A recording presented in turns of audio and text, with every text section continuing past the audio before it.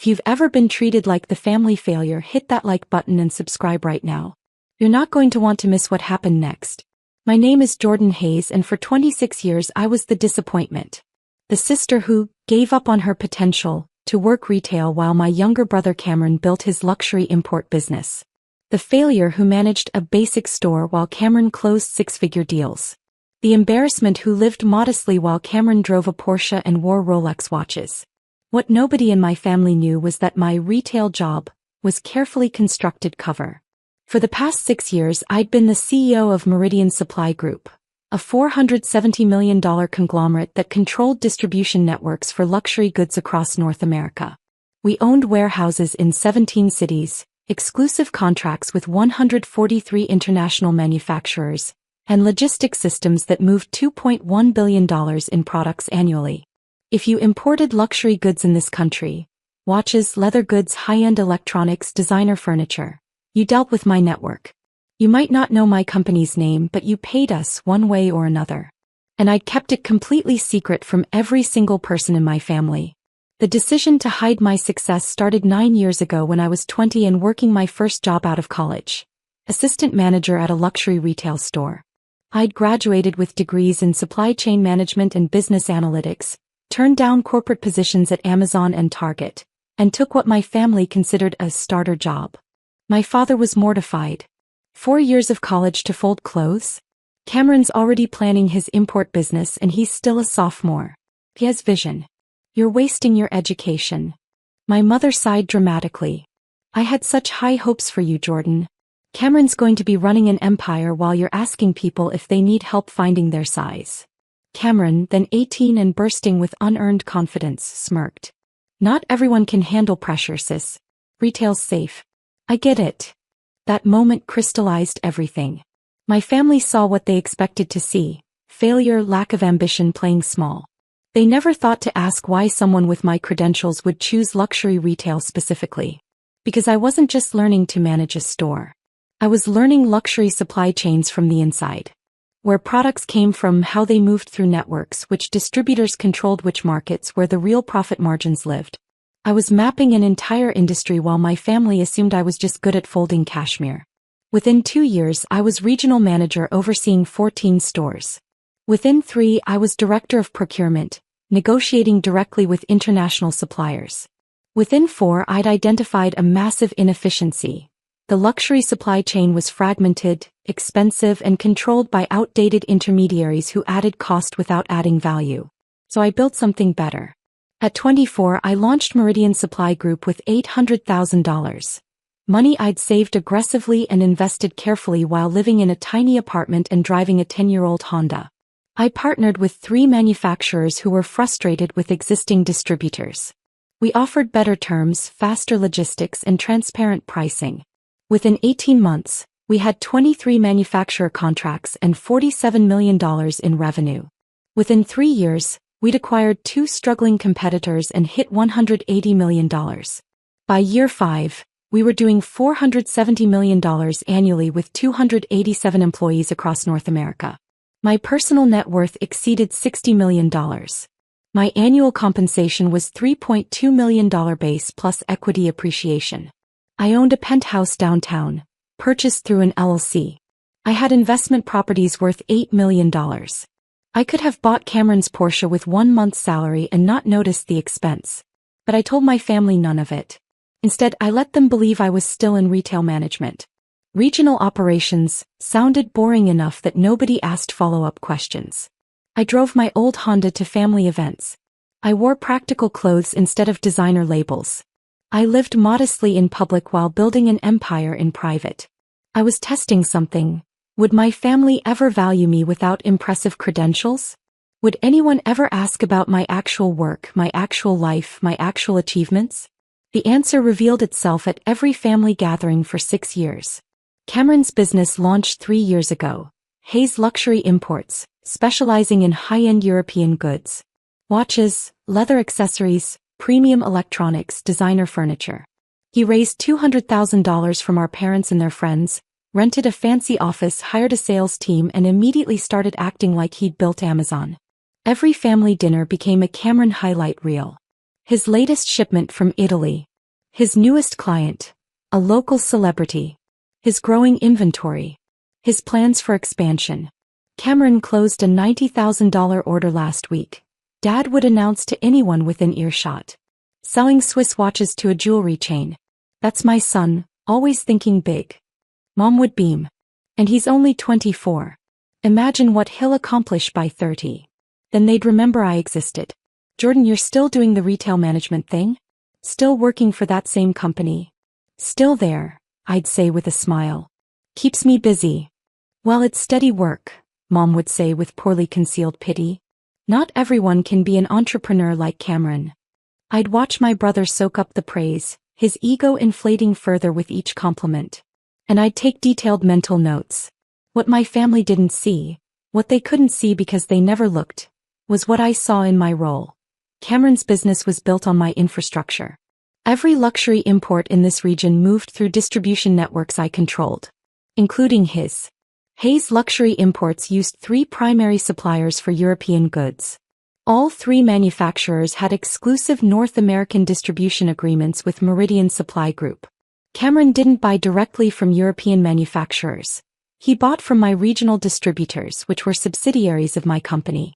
He didn't know because the subsidiary names were different, the contracts were managed by my VPs, and the supply chain was complex enough that most small importers never understood the full network. They just knew they called a distributor, placed orders, and products arrived. Cameron was paying my company's markup on every single item he imported. His successful business was inadvertently funding my profit margins. 6 months ago, Cameron announced he was scaling up significantly. He'd been doing around $2 million annually in sales, respectable for a 3-year-old import business, but not the empire he pretended it was. Now he wanted to triple his inventory, expand to 5 new product categories, open a showroom, and establish Hayes Luxury as the premier import company in the region. I'm launching the new phase next month, he announced at Sunday dinner, radiating confidence. Big party, major clients, press coverage. This is going to put Hayes Luxury on the map. Dad raised his wine glass. To Cameron. Building something real while others play it safe. I didn't react. Just filed the information away. Because I knew something Cameron didn't. Scaling up meant dramatically increasing his supply chain needs.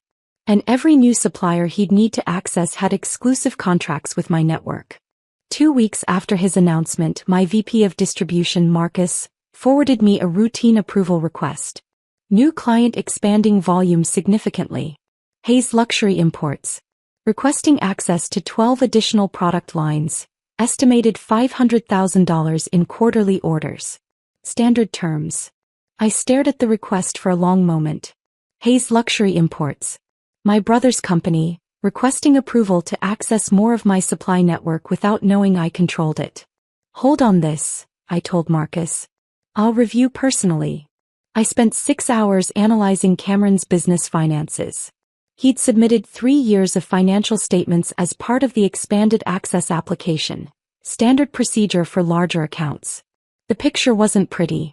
Hayes Luxury did $2.1 million in revenue last year with net profit of $87,000, a 4.1% margin. Industry standard was 12 to 15%. His overhead was too high, his pricing too aggressive, his inventory management inefficient. He'd maxed out 2 business credit lines totaling $180,000. He'd taken an additional $120,000 personal loan from our parents, which I learned from the financial disclosures, to fund his expansion. He was leveraged to the breaking point, betting everything on this scale-up working perfectly. If it didn't, if the expanded inventory didn't move fast enough, if his margins stayed compressed, if any significant orders fell through, he'd be bankrupt within 6 months.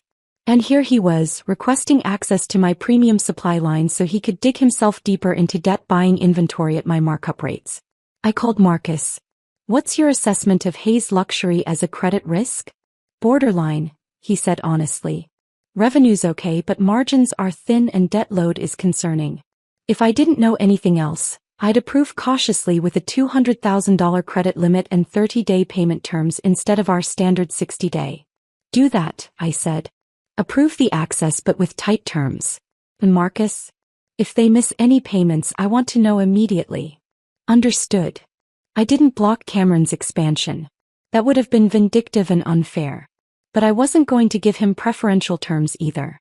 He'd get the same deal any moderately risky client would get, access to products but with protections for my company. The launch party was scheduled for a Thursday evening. Cameron rented a trendy event space downtown, hired caterers, invited every potential client and industry contact he could find. The whole family was expected to attend his celebration of entrepreneurial success. I almost didn't go. But curiosity won. I dressed in my standard professional attire, elegant but understated. Black theory pantsuit, simple jewelry, minimal makeup. The outfit of someone successful who didn't need to prove it. The event space was impressive. Floor-to-ceiling windows, sophisticated lighting, bars at both ends serving premium cocktails. Display cases showed Cameron's inventory: Swiss watches, Italian leather goods, German electronics, French furniture. Probably $300,000 worth of products, all purchased through my distribution network at markups he didn't know I controlled. Cameron held court in the center of the room, wearing an expensive suit and his signature Rolex, talking expansively to a crowd of admirers. Mom and Dad flanked him like proud royalty. I arrived quietly, grabbed a glass of wine and positioned myself near the back. Observing. Drop a comment and let me know where you're watching from tonight. 20 minutes into the event, Cameron stepped onto a small stage with a microphone. The room quieted. "Thank you all for coming tonight," he began, his voice full of practiced confidence. 3 years ago, I had a vision: to bring the finest European luxury goods to discerning American clients. Tonight, we're celebrating not just what Hayes Luxury has accomplished, but what we're becoming. Applause rippled through the crowd. Starting next month, we're expanding to 12 new product categories, tripling our inventory and opening our flagship showroom. This is real enterprise-level importing, not small-time retail operations. His eyes found me in the crowd. Some people are content with basic jobs playing small. That's fine, the world needs workers. But Hayes Luxury Imports is for people who think bigger, who build something meaningful, who operate at a level where real business happens. Dad beamed. Mom wiped away a proud tear. Several guests glanced at me with pity, the entrepreneur's sister who worked retail. I sipped my wine and checked my emails. Cameron continued his speech, talking about his revolutionary approach to luxury imports, and his exclusive supplier relationships, and his industry-leading customer service. My phone buzzed. Marcus calling. I stepped into the hallway and answered. "What's up?" "Jordan, sorry to interrupt your evening, but we've got a situation. Hayes Luxury Imports just submitted their first large order under the expanded access, $127,000 in products across 8 categories. But there's a problem." "What problem?" 3 of the product lines they're ordering have minimum order quantities they don't meet individually. Normally we'd combine orders across clients to meet MOQs, but Hayes Luxury's credit terms are 30-day payment, and these particular manufacturers require payment before shipping. So we'd need Hayes Luxury to pay up front for these items, which might be a cash flow issue for them. I thought quickly. What's our normal policy? For clients at their credit tier, we require 50% deposit on orders over $100,000, balance due on delivery. Then that's what we require from Hayes Luxury. Send the invoice. Got it, Jordan. Given that this is your brother's company, I wanted to confirm you're comfortable with standard terms rather than standard terms, Marcus. Hayes Luxury gets treated exactly like any client with their risk profile. No better, no worse. Understood. I hung up and returned to the event. Cameron was finishing his speech to thunderous applause. 15 minutes later, I watched him check his phone. His expression shifted from confusion to concern. He showed the screen to someone standing next to him, probably his business partner or accountant. They had an intense whispered conversation. I knew what they were looking at. An invoice for $63,500 due immediately before order processing. Cameron's face had gone slightly pale. He excused himself and walked quickly toward a quiet corner, phone pressed to his ear. I drifted casually closer, just within earshot. What do you mean I need to pay up front? Cameron's voice was tense, trying to stay quiet. We have net 30 terms. I understand MOQ requirements, but no, I don't have $63,000 liquid right now. That's why we have payment terms. This is unacceptable, we're a valued client. I smiled slightly and turned away. He was learning that valued client status meant exactly nothing when you didn't meet order minimums. The party continued, but Cameron's energy had shifted. He was distracted, checking his phone constantly, his confident smile now looking forced. An hour into the event, my phone rang again. Marcus. Jordan, Hayes Luxury just contacted our customer service demanding to speak with a supervisor about the payment terms. They're saying this is going to damage the business relationship, and that they deserve better treatment given their expansion plans. How do you want us to handle it? Transfer them to me, I said. You sure? Transfer them. 30 seconds later, my phone rang with an internal transfer. I answered. This is Jordan Hayes, CEO of Meridian Supply Group. I understand there's a concern about payment terms. There was a pause. Then Cameron's voice, not recognizing me. Yes, finally someone with authority. Look, I run Hayes Luxury Imports and we've been a client for 3 years. This sudden demand for upfront payment is completely unreasonable. We have net 30 terms, we've always paid on time, and this is going to damage our relationship with your company. Mr. Hayes, I said, keeping my voice professionally neutral. According to our records, Hayes Luxury has net 30 terms for orders under $100,000. For larger orders, our standard policy for clients in your credit tier is 50% deposit. This policy exists because we're fronting significant capital to meet manufacturer minimums on your behalf. That's not acceptable. We're expanding significantly, which means much larger future orders for Meridian. You should be treating us like a premium client. I understand your position, I said calmly. However, premium client status is determined by actual volume, payment history, and financial stability, not projected future orders. Hayes Luxury currently represents 0.3% of our quarterly volume. When you reach 2% or higher, we can discuss enhanced terms. This is ridiculous, Cameron said, frustration bleeding through. Who makes these decisions? I want to speak with someone who actually understands business development.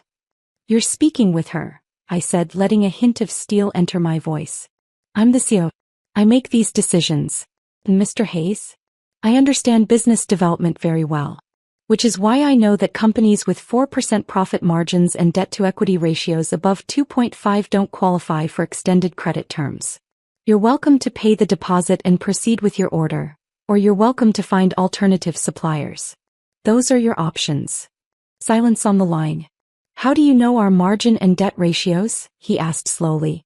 You submitted 3 years of financials when requesting expanded access. We review them. That's standard due diligence for any client requesting increased credit. More silence. Mr. Hayes, I have several calls waiting. What's your decision? I need to check my cash position. Can I call back in an hour? You have until 9 a.m. tomorrow. After that, the order cancels automatically. I hung up. I returned to the party. Cameron was standing with our parents, his face flushed, gesturing intensely while talking in a low, urgent voice. Dad looked concerned. Mom looked confused. I approached casually, wine glass in hand. Everything okay? I asked innocently. Cameron glared at me. No, Jordan, everything's not okay. I'm dealing with a massive supply chain issue that could derail the entire expansion. Not that you'd understand. This is enterprise-level business problems. What kind of problem? I asked. My distributor is suddenly demanding upfront payment for a huge order. Completely unreasonable. I've been a client for 3 years, always paid on time, and now they're treating me like some startup with no history. What's their reasoning? I asked, genuinely curious how he'd explain it. Something about order minimums and credit tiers. It's nonsense. They just don't understand that I'm about to scale significantly. They should be treating me like a premium client. Did they explain their credit tier criteria? I asked. Some garbage about volume percentages and debt ratios. Look, Jordan, this is complex business stuff. The point is they're being unreasonable and it might kill my expansion. Hit that subscribe button if you've ever had to set boundaries with toxic family, because what happened next changed everything. Dad put his hand on Cameron's shoulder. Can you get the money from somewhere else? A bridge loan. Not by tomorrow morning. And even if I could, it would be at terrible terms. I'm already leveraged.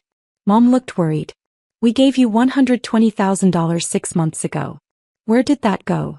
Into inventory. Into the showroom deposit. Into this launch event. Building a business requires capital, Mom. I took a sip of wine. Have you considered asking your distributor about their credit tier requirements? Understanding what you'd need to do to qualify for better terms. Cameron shot me an irritated look. I don't need business advice from someone who works retail management, Jordan. No offense, but you're not operating at this level. Fair enough, I said mildly. Though I am curious, who's your distributor? Meridian Supply Group. Not that you'd know them, they're B2B, not consumer-facing. Interesting name, I said. What's your contact there? Some VP named Marcus. Though I just got transferred to their CO, woman named Jordan Hayes. Can you believe that? Same first name as you. She was completely unreasonable. I nearly laughed. That is a coincidence. What did she say? Basically that I don't qualify for better terms until I'm doing more volume. Which is insane because I can't do more volume without better terms. It's circular logic. Or, I said carefully, it's standard risk management. They're protecting their capital until you prove you can handle larger orders profitably. Cameron's eyes flashed. Again, Jordan, you wouldn't understand.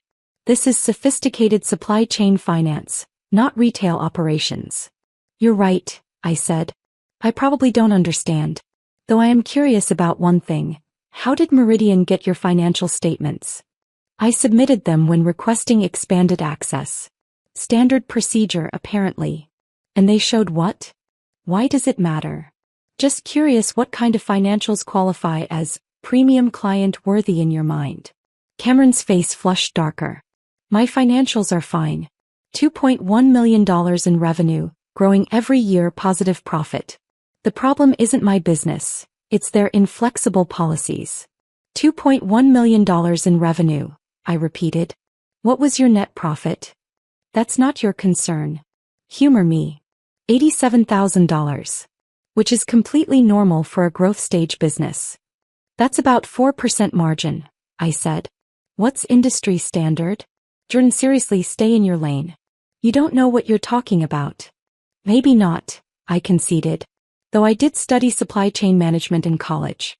And 4% margin seems low if you're trying to convince distributors you're a premium client.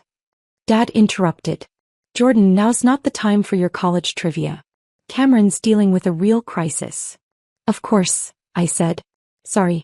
I'll let you handle your enterprise-level business problems. I walked away, leaving Cameron to his panic. Over the next hour, I watched him make increasingly desperate phone calls. Calling banks about bridge loans. Calling business contacts about short-term financing. Calling his business partner about liquidating something quickly. The party atmosphere had curdled. Guests were noticing Cameron's distraction. Our parents looked increasingly concerned.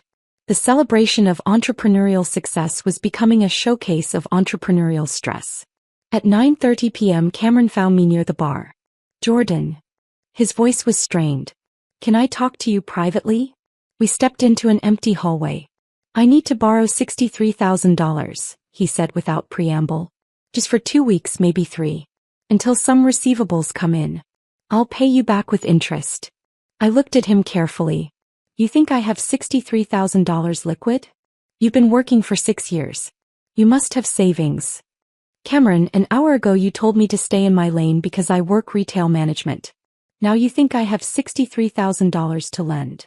He had the grace to look uncomfortable. I'm desperate, okay?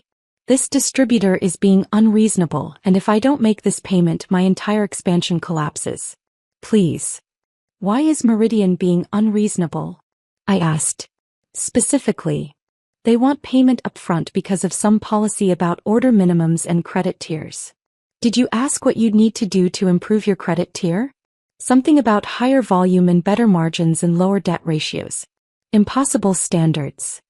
Or, I said gently, realistic standards for companies they're going to extend significant credit to. Cameron's frustration boiled over. God, Jordan, you sound just like that CEO woman. You don't understand how business works. Sometimes you need capital to grow, and distributors should recognize potential, not just current metrics. And sometimes, I said quietly, people mistake ambition for viability. Sometimes the problem isn't that others don't recognize your potential. It's that your business model doesn't work at the scale you're trying to force it to. So you won't help me. I didn't say that. I pulled out my phone. I said, I think you're misdiagnosing the problem. But let me make a call. I dialed Marcus on speakerphone. Marcus, it's Jordan. I'm here with Cameron Hayes of Hayes Luxury Imports. He's asked me to help him understand the payment terms situation. Can you explain the policy again? Marcus's professional voice came through clearly. Of course, Ms. Hayes. Hayes Luxury is requesting $127,000 in products. 3 of those product lines have manufacturer minimum order quantities of $50,000 each. To fulfill Hayes Luxury's order, we need to combine their request with orders from other clients to meet those minimums. Our standard policy is that we front the capital for combined orders and allow clients to pay according to their credit terms. However, when clients are in our moderate risk tier, defined as companies with debt-to-equity ratios above 2.0 or profit margins below 8%, we require 50% deposit on combined orders over $100,000. This policy exists because we're assuming significant financial risk by fronting manufacturer payments on behalf of the client. If Hayes Luxury wants to avoid the deposit, they could either order products that don't require MOQ combining, or they could improve their credit tier by demonstrating stronger financials. Cameron was staring at my phone, then at me, confusion spreading across his face. Thank you, Marcus, I said. One more question. What would Hayes Luxury need to do to qualify for your premium client tier? They'd need to either increase their quarterly volume to $400,000 or higher, or improve their financial metrics. Specifically, achieve minimum 10% profit margins and reduce their debt-to-equity ratio below 1.5. Either qualification would move them to premium tier with extended credit terms. Understood. Thanks, Marcus. I hung up. Cameron was looking at me with an expression I couldn't quite read. Why do you have the direct number for Meridian Supply Group's VP of Distribution? Because, I said calmly, I'm Jordan Hayes, the CEO you spoke with earlier. The color drained from his face completely. What? Meridian Supply Group. I founded it 6 years ago. I'm the CEO. I control the distribution network you've been using for 3 years. Every product you've imported has moved through my infrastructure. Cameron's mouth opened and closed without sound. The retail management job you've been dismissing for 6 years? That was cover. I built a $470 million supply chain company while you were in college. I employed 287 people across 17 cities. I have exclusive distribution contracts with 143 manufacturers. If you import luxury goods in this region, you pay my company's markup.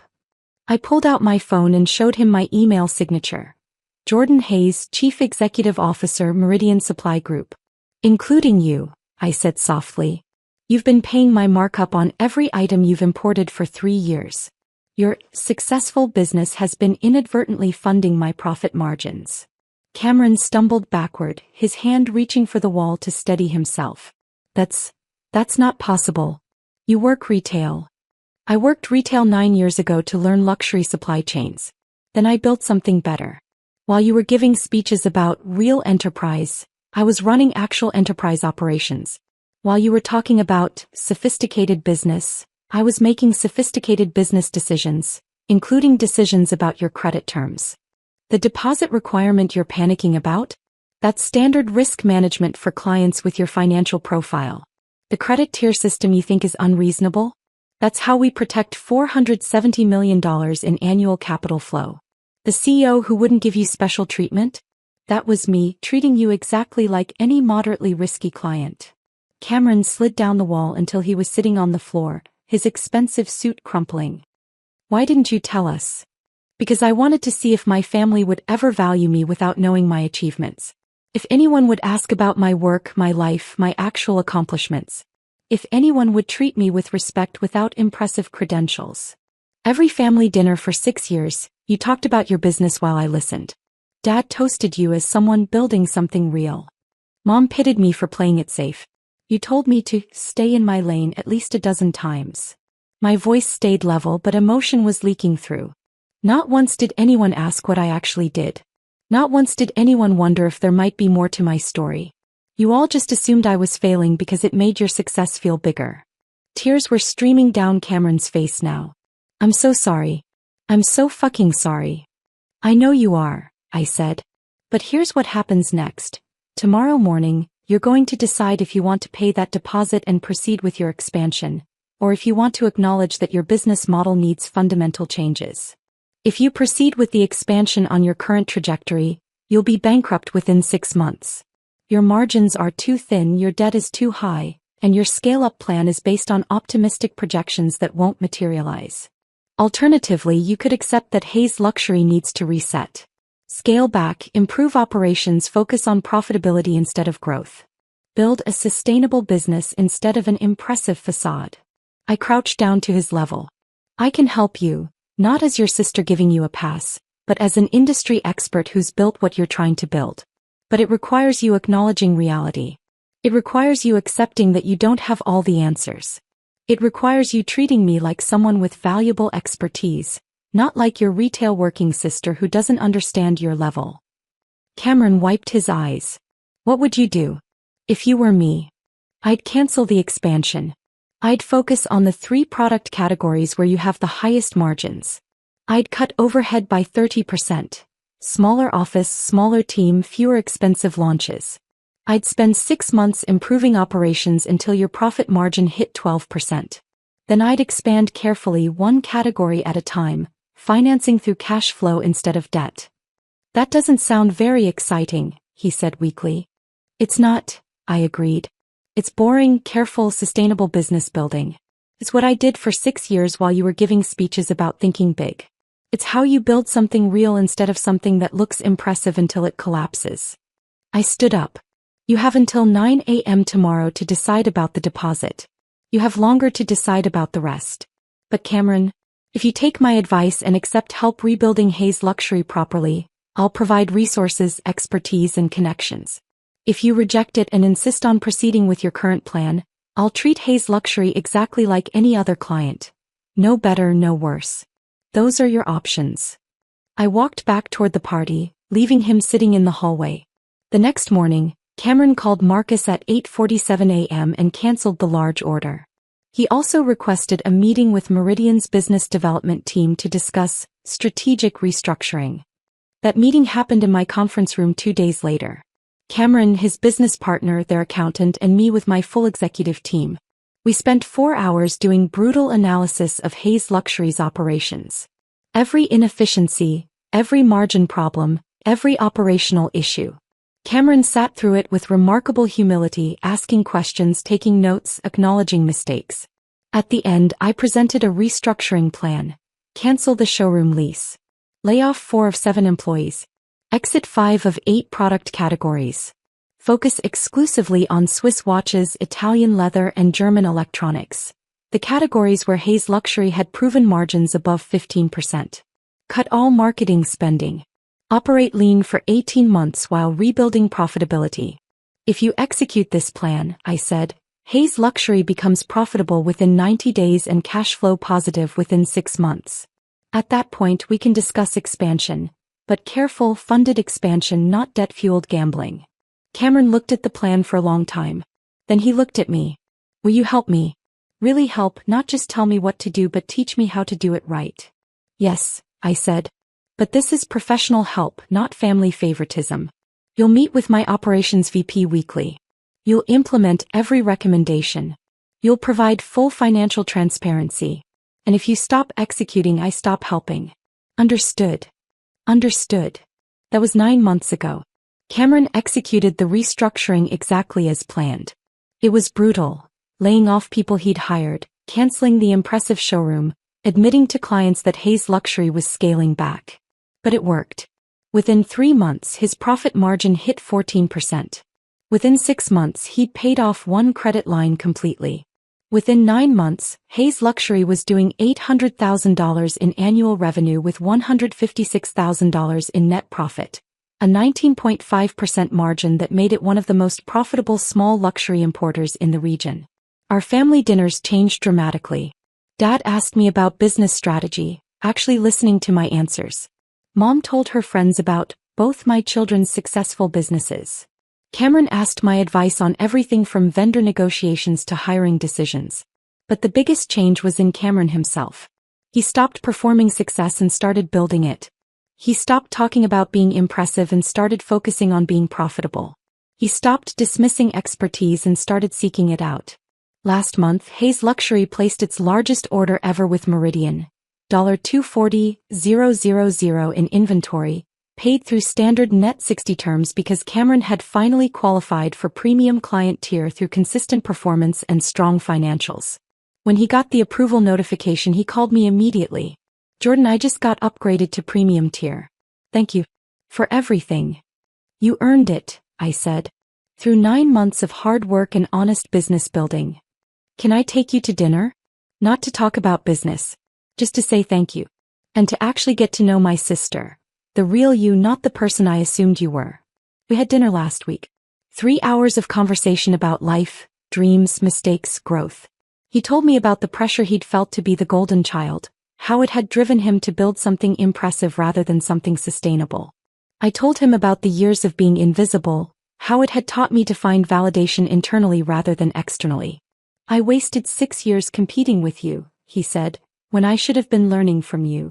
"You're learning now," I said. "That's what matters." My phone buzzed.